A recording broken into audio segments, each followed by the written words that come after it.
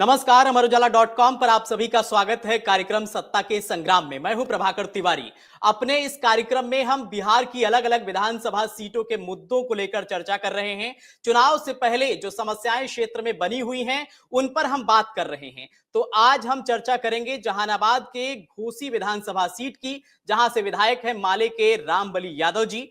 तो चुनाव में कुछ ही महीने का वक्त बाकी है। ऐसे में ये जानने और समझने की हम कोशिश करेंगे कि आखिर घोसी सीट पर कौन से मुद्दे हैं जो अब की बार के चुनाव में भी हावी रह सकते हैं। तो सबसे पहले वो बड़े मुद्दे जान लेते हैं, उसके बाद चर्चा की शुरुआत करेंगे।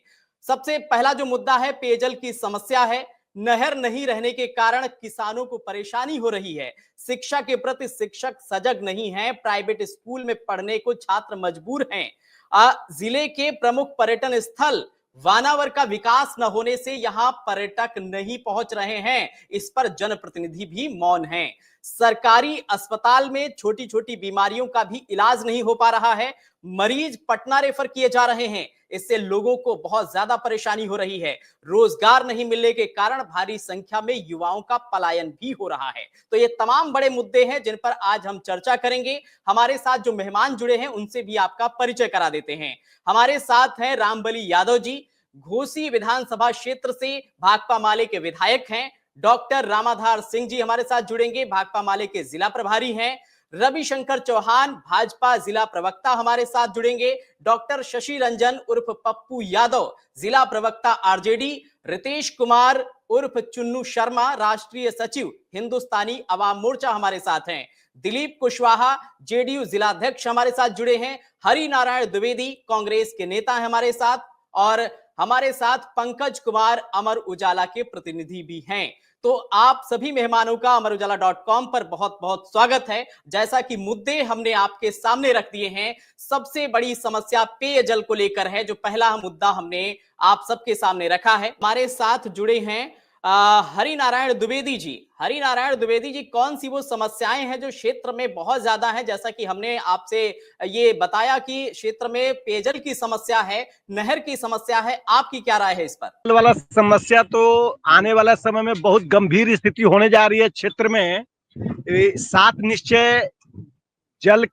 निश्चय नल जल योजना के तहत हर जगह नल जल योजना लगा है, लेकिन बहुत जगह नल जल से लगातार पानी बह रहा है। रिपेयरिंग हाल फिलहाल हुआ, लेकिन कुछ ही दिनों के बाद लगातार पानी बहता हुआ नजर आता है, जिसका हमारे पास बहुत सारा वीडियो फोटो भी हमारे पास उपलब्ध है।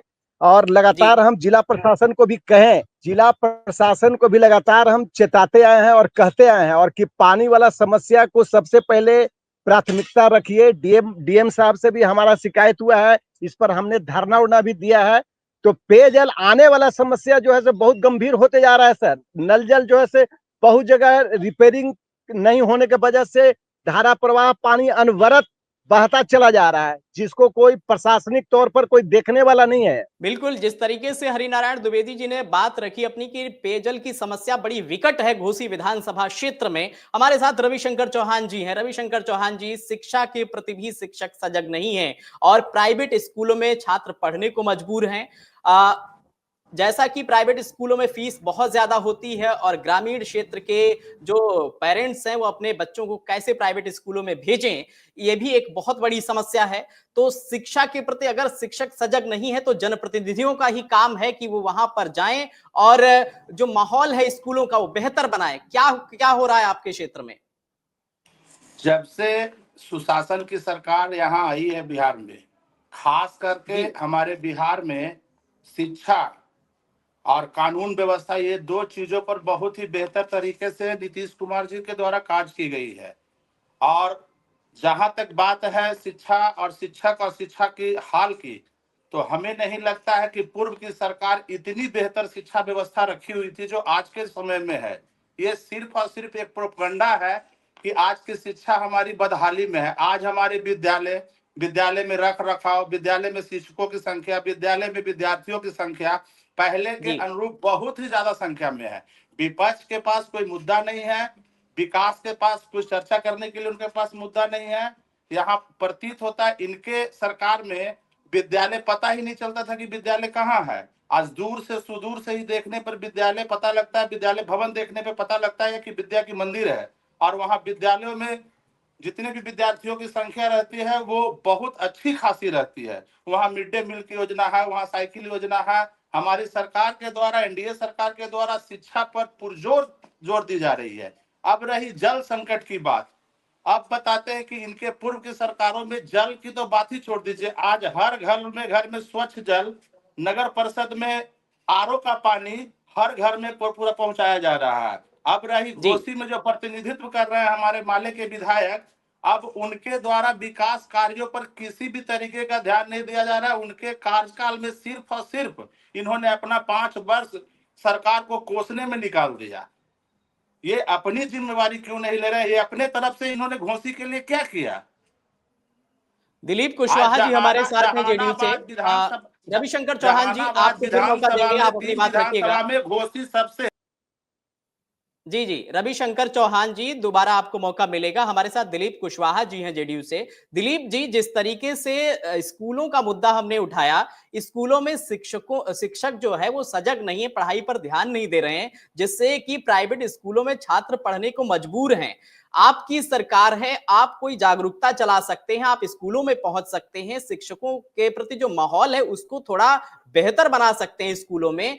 क्या किस तरह की स्थिति है, आप इस पर बताइए। मैं आप बताना चाहूंगा कि शिक्षा व्यवस्था बिहार में 2005 के बाद जो सुधरने का काम हुआ है वह लगातार सुधर रहा है। स्कूल में जो बच्चे जा रहे हैं, उनके जो अभिभावक उस स्कूल में भेज रहे हैं, बच्चों की संख्या देखिए, प्राइवेट स्कूल से ज्यादा हमारे सरकारी विद्यालय में बच्चों की संख्या बढ़ गई है। तो आप कहाँ से करें कि स्कूल में विद्यार्थी या पढ़ाई का मतलब जो साधन है वो कम है। विद्यालय के अंदर में जो भी शिक्षक की बहाली हुई है इस वर्ष भी और इसके पहले भी, सब ट्रेंड शिक्षक हैं। वो शिक्षा का व्यवस्था बहुत बढ़िया, बहुत बड़े अच्छे तरह से पढ़ा रहे हैं बच्चों को सारा सरकारी जो सुविधा है, जो सरकार के द्वारा जो दिया जा रहा है, सारी सुविधाएं उन्हें मिल रही है। तो शिक्षा व्यवस्था हमारा सुदृढ़ हुआ है और इसे और सुदृढ़ करने की आवश्यकता है। और हमारे की सरकार जो नीतीश कुमार जी का जो सरकार है, और निश्चित तौर पर इसे और सुदृढ़ करने का। जी जी बिल्कुल, रितेश कुमार चुन्नू जी हमारे साथ हैं। रितेश जी, जिस तरीके से हमने बात की शिक्षा व्यवस्था को लेकर, नहर को लेकर हमने बात की, पर्यटन स्थल आपके यहाँ है वानावर का, विकास नहीं हो पा रहा है जिस हिसाब से पर्यटक वहां पहुंचने चाहिए, नहीं पहुंच पा रहे हैं। तो इस पर जो है आप क्या कर रहे हैं, वहां पर आपने क्या कोशिशें की हैं, आप बताइए। कहाँ जाना? देखिए, आपको सबसे पहले तो बता दें कि आपका प्रश्न लगातार शिक्षा को लेकर है और जो काफी महत्वपूर्ण भी है। तो मैं आपको बता देना चाहता हूं कि हमारे नीतीश कुमार के नेतृत्व में बिहार सरकार ने जो शिक्षा के क्षेत्र में बेहतर काम किया। आप तो आए दिन तो ये शिकायतें अब शिक्षकों से सुनने को मिलता है कि इतना ज्यादा प्रेशर है बच्चों के कैरियर के लिए। इससे पहले कि किसी भी सरकार ने, और हम तो समझते हैं इस बार का जो कार्यकाल 5 साल का रहा है, इसमें शिक्षा को लेकर अनेकों बहुत बेहतर कदम उठाए गए हैं। और आप आने वाले दिनों में देखेंगे कि शिक्षा का जो बुनियाद है बिहार में और भी मजबूत होगा। खास करके गरीब बच्चों में, खास करके दलित महादलित समाज के बच्चों तक जिस तरह से शिक्षा को पहुंचाई जा रही है, ये सच में प्रशंसनीय है। और आपने जो बात कहा, नहर, पाइन, इन सभी क्षेत्रों में हम तो हमेशा देखते हैं कि न्यूज़पेपर में और कि माइनर इरिगेशन के माध्यम से लगातार जो है पाइन, नहर का उड़ाही किया जा रहा है, सिंचाई का व्यवस्था किया जा रहा है। अब रही बात ये माननीय विधायक जी जो घोसी के हैं, तो उन पर उन लोग को विकास कार्य से लेना नहीं है। ऐसे भी हम लोग का, पब्लिक का भी मानना है कि जहानाबाद में अभी जो प्रेजेंट में तीनों विधानसभा से जो विधायक हैं, राष्ट्रीय जनता दल के माले के हो, इन लोगों ने 5 साल तक सिर्फ बात बनाया है। अब हम आपको बात कर रहे हैं, जो आपने ये टूरिज्म को लेकर आपने बात किया है, तो जहानाबाद में बहुत सारे अवसर हैं। हम बता दे रहे हैं, आपने बानावर का तो नाम लिया ही, वो तो वर्ल्ड क्लास हेरिटेज है। वहाँ पे अध्यात्म का भी वहाँ पर शानदार, वहाँ पे कहा जाता है बाबा हमारे भोलेनाथ ही वहाँ बैठे हुए हैं। और अगर हम बात करें टूरिज्म के नजरिए से भी, तो उससे बेहतर जगह रितेश जी, हम बता रितेश रहे जी, हैं। आपके गंभीर आरोप हैं और विधायक जी हमारे साथ जुड़ गए हैं। विधायक जी, जी। जिस तरीके से हमने पहले जो आपसे प्रश्न रखा था और जिस पर जवाब आपका पूरा हमें मिल नहीं पाया था, नहर की समस्या और पेयजल की समस्या, और अब हमारे जो हिंदुस्तानी अवाम मोर्चा के जो नेता हैं, उन्होंने भी गंभीर आरोप लगाए हैं कि क्षेत्र में 5 साल हो गए हैं आपको और कई सारी ये समस्याएं बनी हुई हैं। क्या कहेंगे आप? ना नया नया लोग कुछ धर्म बदलते हैं तो प्याज व्याज ज्यादा खाते हैं लोग, तो उस हिसाब से कुछ लोग प्याज ज्यादा खा रहे हैं, उस पर हमको ज्यादा नहीं बोलना है। लेकिन जहां तक आपका प्रश्न है, तो आपके प्रश्न के साथ मैं हूं। मैं बार बार कह रहा हूं कि हम लोग जब से बिहार विधानसभा में सदस्य बने, तब से सरकार को हम लोग कह रहे हैं, मैं ही नहीं, सत्ता पक्ष के भी विधायक और विपक्ष के भी विधायक, कि आपका नल जल योजना फेल है। प्रत्येक पंचायत में कम से कम 5-5 चापाकल दीजिए, लेकिन सरकार ने एक सुनी नहीं। और निश्चित रूप से पेयजल संकट है। पिछले दिन तो और बहुत गहरा संकट था। यहाँ के जो जिला पदाधिकारी हैं, सरकार के ही प्रतिनिधि हैं वो, और कुछ नहीं है, तो उनसे भी हमने कहा कि आपदा के लिए अगर कुछ चापाकल आया है तो आपदा विभाग के पदाधिकारी आप हैं, इन चापाकल को पिछले वर्ष हम लोग सावन के महीना में टैंकर से पानी हम लोग भेजवाए थे, तो कम से कम उन चिन्हित गांवों में जो आपदा के लिए चापाकल आया है वो आप लगा दीजिए। लेकिन ये नहीं लगाया गया। संजोग बस इस वर्ष जो है वर्षा इधर भी हुई है, गर्मी के दिनों में भी, तो अभी तो उतना नहीं है, लेकिन कभी भी ये जल संकट परेशानी पैदा कर सकता है। दूसरे तरफ जो नहरों का हालात है, जितना भी मंत्री अभी भले जन संसाधन विभाग का, वो सारे मंत्रियों के लिए लगता है कि वो मंत्री केवल उत्तर बिहार के हैं। दक्षिण बिहार में एक भी सिंचाई संबंधी काम नहीं हो रहा है। ये तो हम लोगों ने लघु जल संसाधन विभाग पर दबाव बना बना करके जो नल जल जीवन हरियाली आई थी, उसका हम लोग उपयोग करवाए, और हम लोग के खासकर घोसी विधानसभा क्षेत्र में कई आहर की उड़ाही की गई, जिसे कुछ जान बच रहा है। सरकार से जब हम लोगों ने बात किया, सरकार ने बोला कि जल संसाधन विभाग में नीतियां हैं कि जो मेन ब्रांच है नहर का, एक तो हमारे यहाँ नहर है, लेकिन वो नहर नाम का है, नहर फल्गु नदी से निकली है, जिस फल्गु नदी के पास अपने भी पानी नहीं है। बरसात आएगा तो नदी में पानी होगा, तो भाई बरसात आएगी तो नदी में ही क्यों, खेत में भी पानी होगा। हमें तो नहर इसलिए चाहिए कि जब हमारी जरूरत हो हमारे खेत को पानी मिल जाए। लेकिन ये फल्गु नदी में जो है वो बांध बना करके और फल्गु नदी में जल नहीं लाया गया। जल भी लाया गया तो केवल विष्णु पद में लाया गया, किसानों के लिए नहीं लाया गया। तो अब सरकार बता रही है कि हमारी जो नीतियां हैं, जो मेन ब्रांच है, उसका साफ सफाई देखरेख हम करते हैं, और मेन ब्रांच से जो कलभट है, जो पाइन है, जो खेतों तक पहुंचती है, उसकी साफ सफाई और देख रेख करना किसानों का काम है।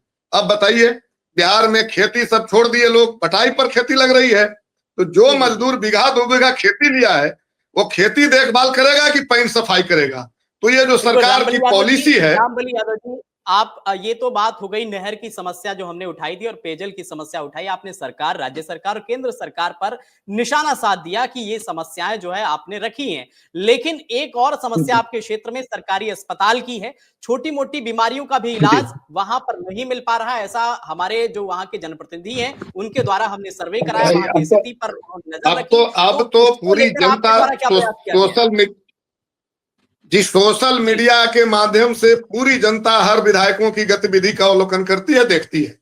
आपको मालूम होगा, अस्पताल जहां नहीं है, कुछ बड़े बड़े जैसे ओकरी हुआ, घोसी हुआ, ओकरी का अस्पताल बन गया, हमारे ही रीजन में बना, और बल्कि सरकार ने तो हड़बड़ी किया, उसका शिलान्यास मैं किया, और अभी अस्पताल पूरी तरह से तैयार भी नहीं हुई थी कि मंत्री जी ने उद्घाटन कर दिया, और अभी भी उस बने हुए नए अस्पताल में अस्पताल नहीं चल रहा है, अभी स्कूल के बिल्डिंग में चल रहा है। क्या जल्दीबाजी थी कि हम उद्घाटन कर देंगे, इसलिए दिखाना था कि विधायक का योगदान नहीं है इसमें। इसी तरह से घोसी का अस्पताल जो पूरा टेंडर हो चुका है और जानबूझ करके देर किया जा रहा है उसका शिलान्यास कराने में, उसको शुरू करने में। तीसरा सवाल है कि जो अस्पताल हमारे यहाँ खास करके जो गांव स्तर पर हुआ करता है, उप स्वास्थ्य केंद्र हुआ करता है, ऐसे उप स्वास्थ्य केंद्रों में जितना स्वास्थ्य केंद्र का हम लोगों ने अनुशंसा किया, कई स्वास्थ्य केंद्र उसमें कह दिया गया कि उसके पास जमीन नहीं है। अब जमीन नहीं है, ये कौन देगा जमीन? भारतमाला सड़क बनाने के लिए जमीन किसानों से छीन ले रही है सरकार, और एक अस्पताल बनाने के लिए हमारे यहाँ 4-4 विद्यालय को दूसरे विद्यालय में इसलिए मर्ज कर दिया गया, कहा गया उनके पास जमीन नहीं है, उनके पास भवन नहीं है। तो भवन बनाना तो शिक्षा विभाग सरकार का काम है, जमीन उपलब्ध कौन कराएगा? दान में जमीन मिलेगा तब बनाइएगा। अभी एक महोदय बोल रहे थे कि बिल्कुल हमारे साथ जेडीयू थोड़ी सी सुन ली जाए जी थोड़ी सी सुन लिया जाए। अभी एक महाशय बता रहे थे कि गरीबों की शिक्षा पर तो बहुत ध्यान है। ये 4 विद्यालय जो हमारे क्षेत्र में मर्ज कर दिए गए, बंद कर दिए गए, वो किनका विद्यालय था? अगर उनके पास जमीन होता तो वो दान कर देते, इसलिए वो जमीन नहीं दान किए कि वो गरीब है, जमीन नहीं है। और ये सरकार हमारे ही क्षेत्र में नहीं बल्कि पूरे बिहार का 2600 प्राथमिक विद्यालयों को ये कह करके मर्ज कर दिया कि इनके पास जमीन नहीं है। मैंने सरकार से सवाल उठाया कि भारतमाला के सड़क बनाने के लिए, उद्योग क्षेत्र घोषित करने के लिए आप किसानों से जमीन छीन लेंगे, जबरदस्ती छीन लेंगे सैकड़ों एकड़, लेकिन अस्पताल बनाने के लिए, विद्यालय बनाने के लिए 5 डिसमिल और 10 डिसमिल जमीन आप किसानों से नहीं खरीद सकते हैं। आपको जमीन दान में चाहिए। जिन गरीबों के पास खुद का, सुन लिया जाए, जिन गरीबों के पास खुद का जमीन नहीं है, वो गरीब खुद जो है 5 डिसमिल जमीन के लिए सरकार से मनुहार कर रहे हैं। जी, तो इसलिए हम कह रहे हैं कि सरकार इस मामले में विफल रही है। हम लोगों ने कुछ कोशिश किया है, जिसके चलते विद्यालय में खास करके हमारे क्षेत्र में अन्य जगहों की अपेक्षा कुछ बेहतर स्थिति सामने आई है। सरकार का कोई योगदान नहीं है इसमें। इसके सकारात्मक यादव जी ने सरकार पर बड़े आरोप लगाए हैं, जिस तरीके से जमीन न मिलने और तमाम चीजें उन्होंने सरकार के लिए कही हैं। आपका क्या मानना है इस पर? देखिए, माननीय विधायक जी ने जो बात कहा कि विद्यालय के लिए जमीन नहीं मिल पा रहा है, तो उस क्षेत्र को जनप्रतिनिधि हैं, उन्हें लोगों से वार्ता करना चाहिए कि आप जमीन दीजिए, अपना सरकार मुआवजा देगी। लेकिन इन्होंने इसका प्रयास नहीं किया है। ये सीधा सीधी सरकार के ऊपर अपना फोड़ रहे हैं। आप जनपद आपको नहीं है, विधानसभा जहानाबाद, इससे ज्यादा तो कुछ करना है नहीं। शिक्षा के क्षेत्र में जिस तरह नीतीश कुमार ने काम करने का काम किया है, इनके जो पूर्व के 2005 के पहले का जो सरकार था, कहां थे? क्या आपके पास पैसा नहीं था? जहां तक इन्होंने विद्यालय मर्ज करने की बात कहा है माननीय विधायक जी ने, मैं आपको बताना चाहूंगा कि विद्यालय तो सिर्फ शिक्षा ही नहीं, उन्हें बौद्धिक और शारीरिक सारी तरह का प्रशिक्षण दिया भी जा रहा है अभी सरकार के माध्यम से। तो जगह नहीं रहेगा, बच्चे खेलेंगे कहाँ? खेलने के लिए भी जगह चाहिए ना विधायक जी, कि नहीं चाहिए? तो बच्चों को खेलने के लिए भी जगह चाहिए। तो उसके लिए जहाँ विद्यालय, नजदीक का जो विद्यालय है, क्लास 1 से 5-6 तक जहाँ 8 तक जहाँ क्लास था, उसको मर्ज करके आगे वाले स्कूल में किया गया है। उनके नजदीक वाले जो पोषक क्षेत्र है वहां किया गया है। इसमें दिक्कत क्या है? वहाँ बच्चों को अच्छी पढ़ाई भी मिल रहा है, खेलने का भी जगह है, तो दिक्कत उसमें कहीं नहीं। जहाँ तक स्वास्थ्य की बात है माननीय विधायक जी, दिलीप कुशवाहा जी, आपको मैं 1 मिनट रोकना चाहूंगा। एक सेकंड जी, हाँ जी, रविशंकर चौहान जी, जो कि जैसा कि विधायक जी ने आरोप लगाया कि सत्ता पक्ष की तरफ से सपोर्ट नहीं किया जा रहा है, सरकार की तरफ से उनको सपोर्ट नहीं मिल रहा, विपक्ष के विधायक हैं, वो कुछ काम जो करना चाहते हैं उसमें सरकार उनकी मदद नहीं कर रही है। रविशंकर चौहान जी बताइए। विपक्ष को अगर सरकार के द्वारा की गई विकास कार्य नजर ही नहीं आती है तो उसमें सरकार की दोष नहीं है। इनके बगल में ही हमारे मुख्यमंत्री जी का अभी त्वरित जो मेडिकल कॉलेज की घोषणा की गई है उसकी चर्चा ये नहीं करेंगे। विपक्ष की जब सरकार हमारे बिहार में थी तो यहाँ की शिक्षा व्यवस्था यही थी कि सरकार के द्वारा संरक्षित जितने भी माननीय लोग थे उनकी एक संस्था थी, और वो संस्था में ठेका लिया जाता था कि जितने भी अनपढ़ लोग हैं उनको टॉप लेवल की डिग्रियां प्रदान की जाती थी। तो ये लोग शिक्षा की और विकास की बात कहाँ जानते हैं? इन्हें शिक्षा का बात करना अच्छा नहीं शोभा देता। इनके नेतृत्व करता ही जब अपने माता और पिता दोनों को मुख्यमंत्री रहते अपना एक हाई स्कूल नहीं पास कर पाए, तो ये इनके मुंह से शिक्षा की बात अच्छा नहीं लगती। ये बात करते हैं विकास का। रविशंकर चौहान जी, पर्सनल कमेंट ठीक नहीं है, आप क्षेत्र की समस्याओं को लेकर बात करिए। मैं बता तो रहा हूं कि अभी कुछ दिन पूर्व ही मुख्यमंत्री जी के द्वारा हुलासगंज क्षेत्र में मगध मेडिकल कॉलेज की घोषणा की गई। हमारे माननीय विधायक जी इसकी चर्चा नहीं करेंगे?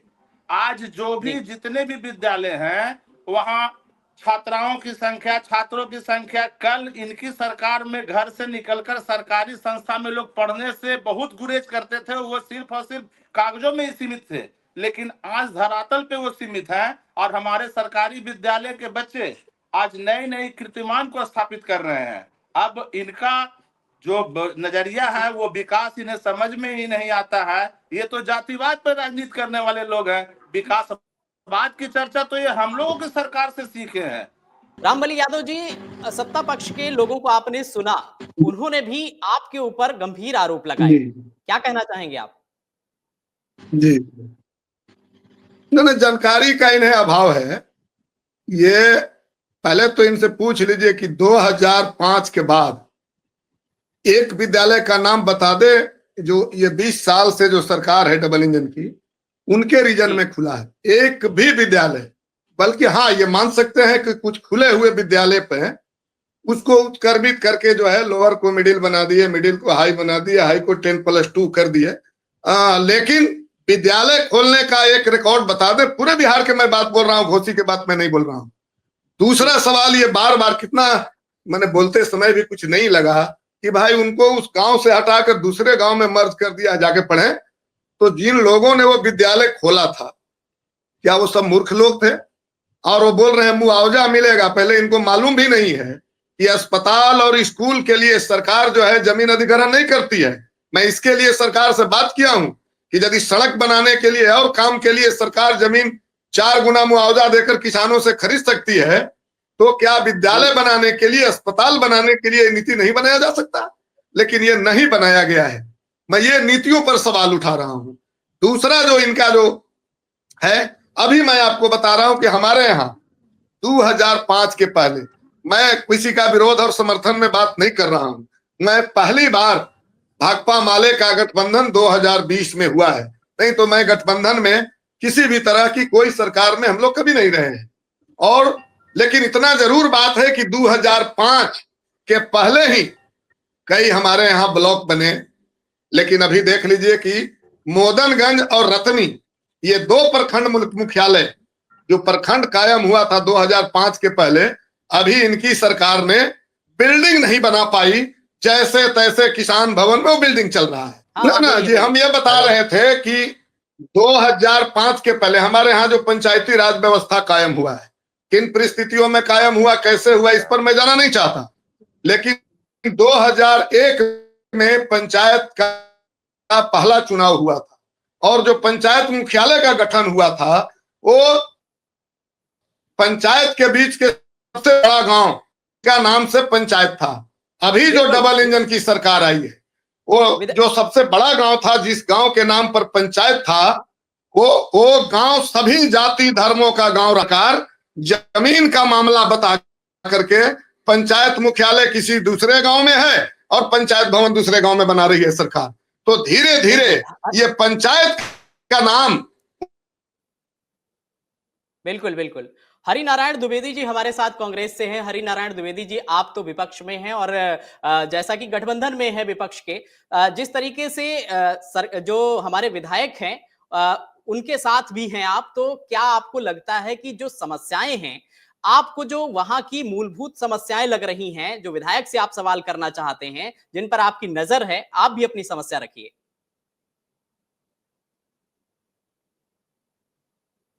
कमी नहीं है, मूलभूत समस्याएं लगातार या डबल इंजन की सरकार में बढ़ती जा रही है। जहां तक शिक्षा क्षेत्र के डेवलपमेंट और विकास की बात ये लोग कर रहे हैं, तो 2014 से 25 तक 11 साल केंद्र की सरकार पूरे इंडिया में चल रही है। डबल इंजन की सरकार बने हुए 20 साल हो गए। लेकिन बताइए कि शिक्षा क्षेत्र में एक बड़ा परियोजना का नाम इनसे पूछिए कि एक बड़ा परियोजना का नाम बताएं। और 2004 से 14 तक प्रधानमंत्री मनमोहन सिंह के टाइम में जो परियोजना, 4 बड़े बड़े परियोजना बिहार में दिए गए, इनके रीजन में एक परियोजना का इन लोग नाम बता दें कि बड़ा परियोजना बिहार में अगर खुला हो तो बता दें ये लोग।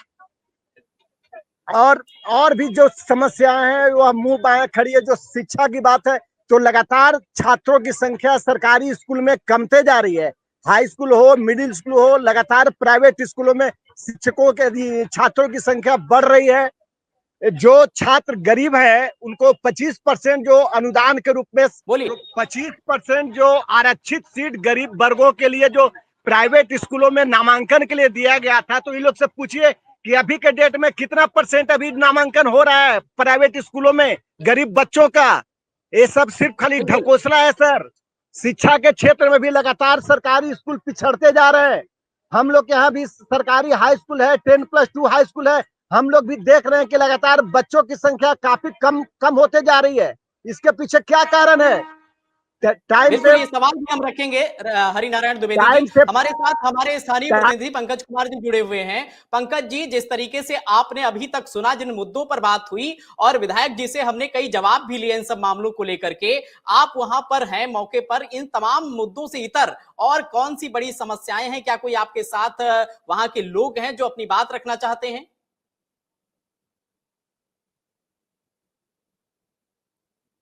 आपकी आवाज नहीं आ रही, आप अनम्यूट कर लीजिए फोन को। पंकज कुमार जी। जी, आवाज आ रही जी है। बताइए। जी जी बोलिए। जहानाबाद का फिलहाल मुख्य समस्या जहानाबाद जिला मुख्यालय का जो विभिन्न मोहल्ला है वहां का है। इसके अलावे ग्रामीण इलाके में भी किसानों का सबसे बड़ा पटवन का सवाल है। पटवन नहीं होने के कारण व्यवस्था पटवन का नहीं रहता है, जिसके कारण किसानों को घोर परेशानियों का सामना करना पड़ रहा है। वैसे सरकार के द्वारा कृषि के लिए बिजली जरूर उपलब्ध कराया गया है, लेकिन किसानों के पास उतनी नहीं क्षमता है कि हर खेत तक बिजली का मोटर का पानी पहुंचा सकें। ऐसी स्थिति में कई समस्याएं हैं, खासकर रोजगार से बहुत बड़ा यहाँ सवाल है। रोजगार के लिए जिले में कोई बड़ा फैक्ट्री नहीं है, किसी प्रकार का कोई ऐसा जगह नहीं है जहां 1500 मजदूर खट सके। इसी के कारण लोग, खासकर नौजवान जो है बेरोजगार, पलायन करते हैं। लगभग आपको बता दें कि प्रतिदिन स्टेशन पर और बस स्टैंड में दूसरे स्टेट जाने के लिए बच्चों की संख्या देखी जाती है। बिल्कुल, पंकज कुमार जी हमारे साथ जेडीयू से जुड़े हुए हैं। दिलीप कुशवाहा जी। दिलीप कुशवाहा जी, जिस तरीके से पलायन की बड़ी समस्या है, और जब शुरुआत से हम बात कर रहे हैं सिंचाई को लेकर, किसानों को भी बहुत दिक्कतें हो रही हैं घोसी विधानसभा क्षेत्र के अंदर, सरकार के स्तर की ये बात है, आप इस पर क्या अभी तक कर रहे हैं? जनता को आप जानकारी दीजिए।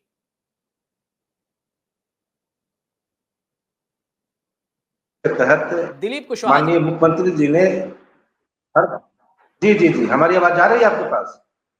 हाँ हाँ बिल्कुल मेरी आवाज बोलिए। आ रही है?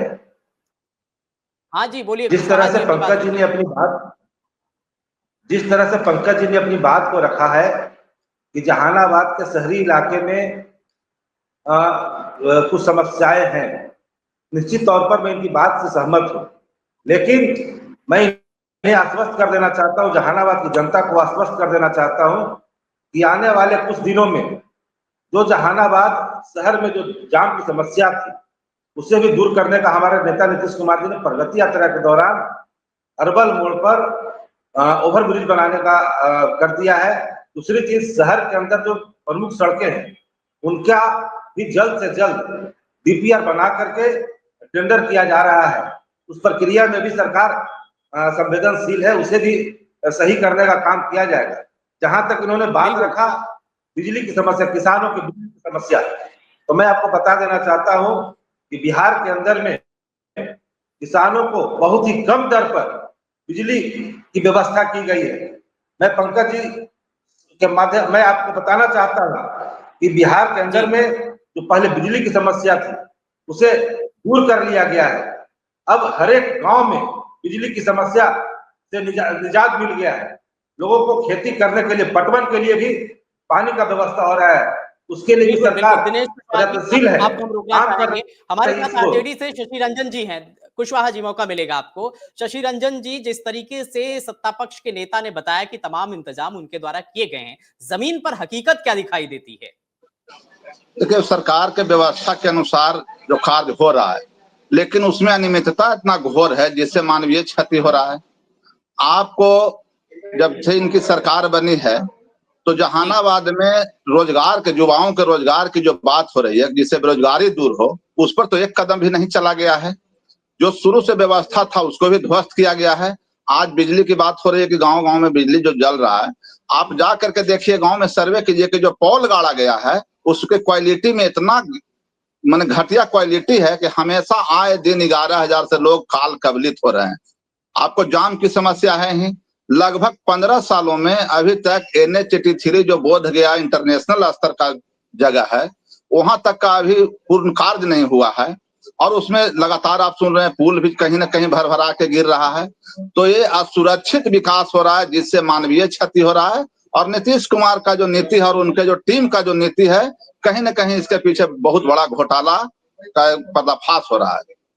बिल्कुल, रामबली यादव जी, जिस तरीके से तमाम समस्याएं निकलकर सामने आई, पक्ष के नेताओं ने भी रखी और विपक्ष के जो नेता हमारे साथ जुड़े थे उन्होंने भी कई समस्याएं रखी। इन तमाम चीजों को लेकर आपने सरकार से क्या मांग की है? आपके द्वारा इस पर क्या पहल की गई है?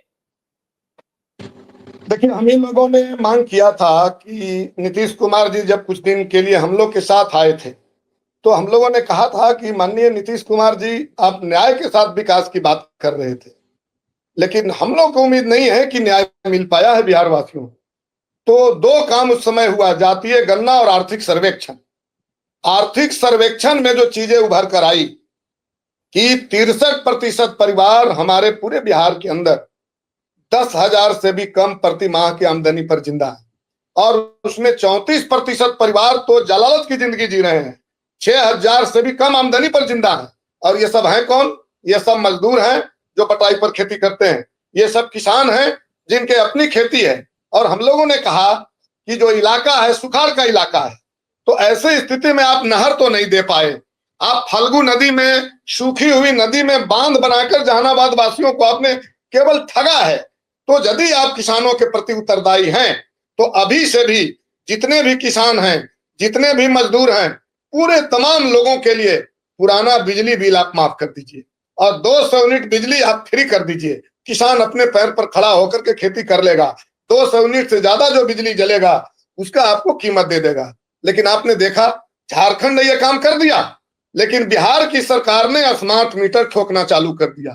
तो ये पूरा पूरा किसान विरोधी ये सरकार अपने आप में साबित हुई है। इसी तरह से जातीय गणना हुआ था, और जातीय गणना में जो आरक्षण की चोरी हो रही थी, जो हमारे दलित भाई, महादलित भाई और आदिवासी, जिनकी आबादी जातीय गणना में 22% उभर कर सामने आया, मात्र 17% उनको आरक्षण मिल रहा था। और जब हम लोगों ने आरक्षण की सीमा बढ़ाकर 65% किया, जिसमें भारतीय जनता पार्टी ने ताली बजाकर समर्थन किया था, सरकार ने भी किया था, और देश में डबल इंजन की सरकार चल रही थी, हम लोगों ने कहा कि बड़ी आसान है, आप वहां संसद में पास करा करके और 9 शेड्यूल में डाल दीजिए। लेकिन ये सरकार ने नहीं डाला, जिसके चलते आरक्षण नहीं मिल पा रहा है। और अगर ये सरकार रोजगार की बात कर रही है, जो भी रोजगार इस बिहार के अंदर थोक पाव में मिला है, इसी 17 महीना की जो सरकार बनी थी 2023 में, वही मिली है। नहीं तो बेरोजगारों से कोई लेना देना ये डबल इंजन की सरकार की नहीं है।